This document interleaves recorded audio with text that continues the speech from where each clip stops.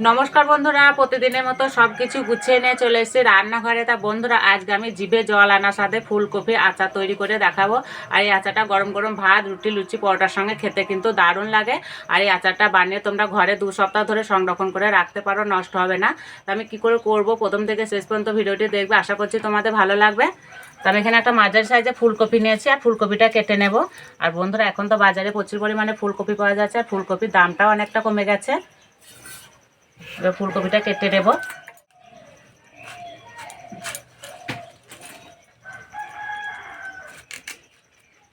আর বন্ধুরা, অনেক সময় কি হয়, এই ফুলকপি এনে না খাওয়া হয় না, ঘরে থেকে শুকিয়ে যায়, তা আমরা ফেলে দিই। তা ফেলে না দিয়ে এই আচার তৈরি করে রেখে দেবে, খেতে কিন্তু দারুণ লাগে। আর ফুলকপিটা এই সাইজ করে কেটে নেব।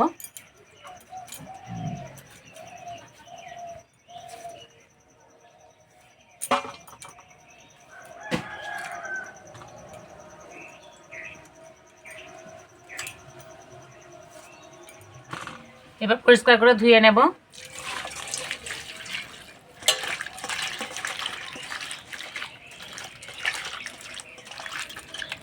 আর এইভাবে জলটা ঝরিয়ে নেব।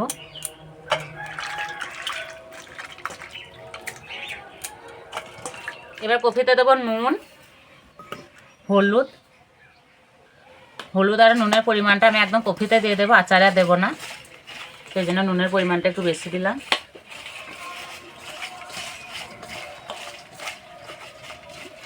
তো এইভাবে 10 মিনিটের জন্য রেস্টে রেখে দেবো, এতে কফিটা নরম হয়ে যাবে আর তাড়াতাড়ি ভাজাও হয়ে যাবে। একটা বাটিতে পাকা তেঁতুল নিয়েছি আর তেঁতুলটা জল দিয়ে মোটামুটি 10 মিনিট মতো ভিজে রেখেছিলাম, আর ভিজে গেছে। এবার ভালো করে চটকে নেব। তা বন্ধুরা ভাববে যে তেঁতুলটা কালো, তা পাকা তেঁতুল ঘরে অনেক দিন ধরে থাকলে না এইভাবে কালো হয়ে যায়। তো আমার এটা প্রায় 2 বছরকার তেঁতুল।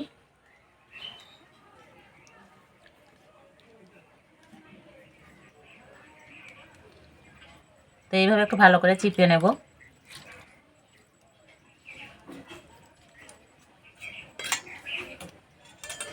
এবার একটা ছাঁকনিতে ছেঁকে নেব।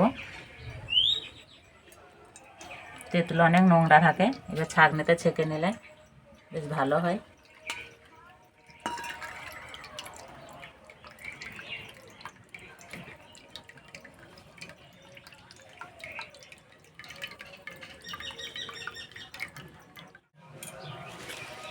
উনান জেলে উনানে কড়াই বসে দিয়েছি।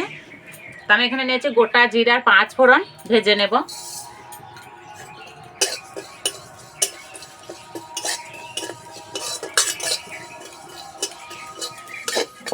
ভাজা হয়ে গেছে, নামিয়ে দেব। এখানে গোটা সর্ষে নিয়েছি, ভেজে নেব। আর সর্ষে আলাদা করেই ভাজতে হবে।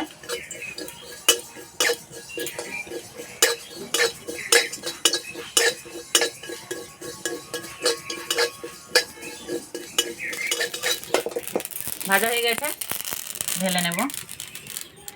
ঠান্ডা হলে একসঙ্গে গুঁড়ো করে নেব। কড়াই দেব সাদা তেল।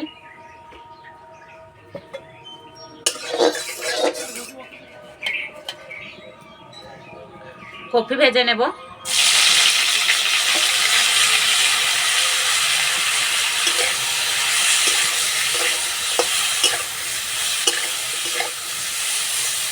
কফিটা হালকা আঁচে ভেজে নেব।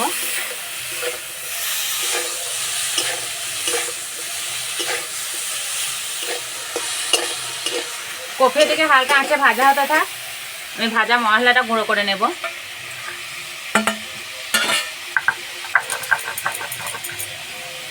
একদম মিহি করে গুঁড়ো করব না, একটু দানা দানা থাকবে, সেইভাবে গুঁড়ো করে নেব। আচারের সঙ্গে বেশ মুখে পড়বে, খেতে ভালো লাগবে।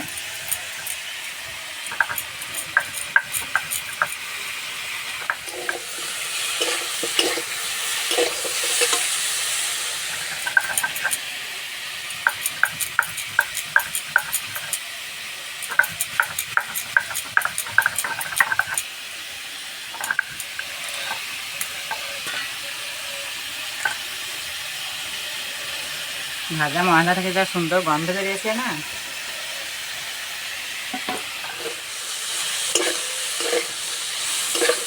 এই যে কফি ভাজার সময় যে একটা সুন্দর গন্ধ বেরোয় না, এই গন্ধটা আমার খুবই ভালো লাগে।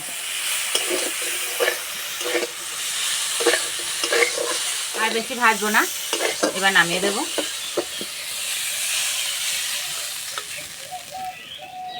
কড়াইটা পরিষ্কার করে নিয়েছি, কড়াই দেবো সর্ষের তেল,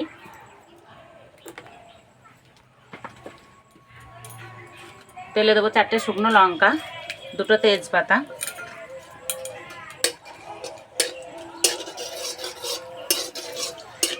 লঙ্কা তেজপাতা ভাজা হয়ে গেছে। এবার দেবো লঙ্কা গুঁড়ো,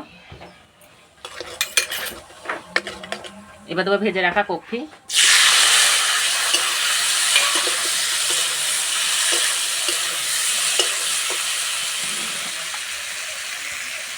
স্বাদের জন্য দেবো বিট নুন,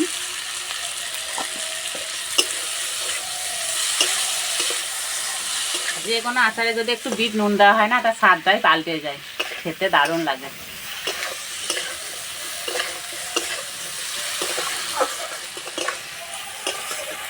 চাপা দিয়ে কপিটা সিদ্ধ করে নেব। কিছুক্ষণ পর চাপাটা খুলে দেব।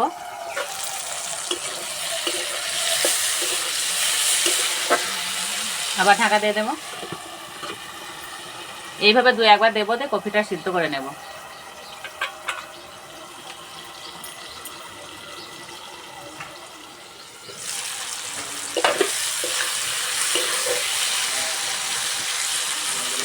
কপি সিদ্ধ হয়ে গেছে,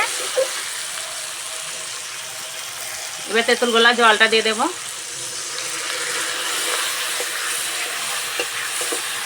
চিনি দেবো, মিষ্টিটা যে যেরকম পছন্দ করবে সেইভাবে দিতে হবে।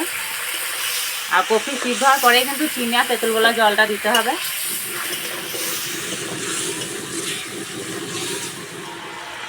এবার দেবো 1 চামচ ভিনিগার, এটা আচারটা অনেকদিন ধরে ভালো থাকবে।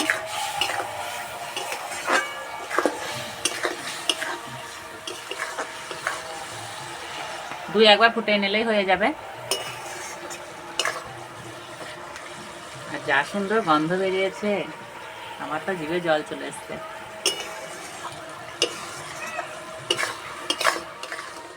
হয়ে গেছে, এই যে একটা মাখা মাখা ভাব হয়ে গেছে, এবার নামিয়ে দেব।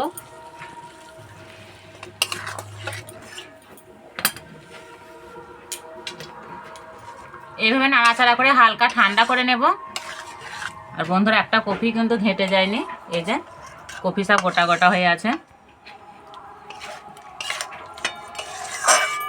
হালকা ঠান্ডা করে নিয়েছি, এবার ভেজে রাখা মশলা গুঁড়ো দিয়ে দেবো।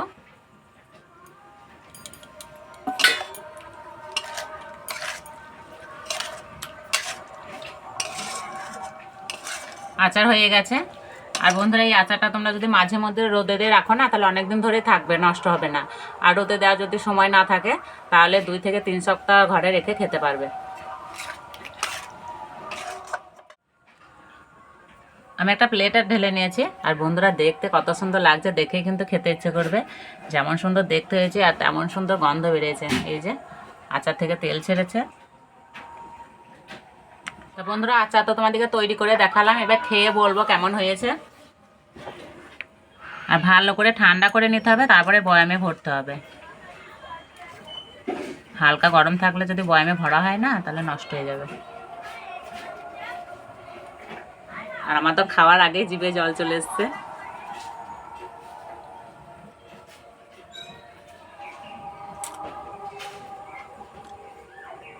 সত্যি বন্ধুরা, যা লাগছে না খেতে। আর নিরামিষ ভাতের সঙ্গে যদি এরকম ফুলকপির আচার থাকে না, তাহলে আর কিছুই লাগবে না।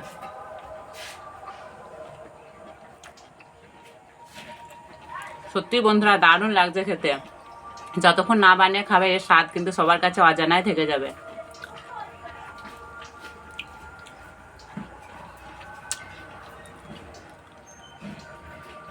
তো এইভাবে বানিয়ে খেয়ে আমাকে কমেন্টে জানাবে কেমন লেগেছে।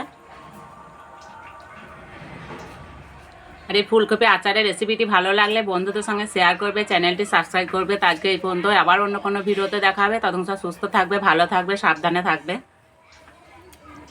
আর একটু নিই।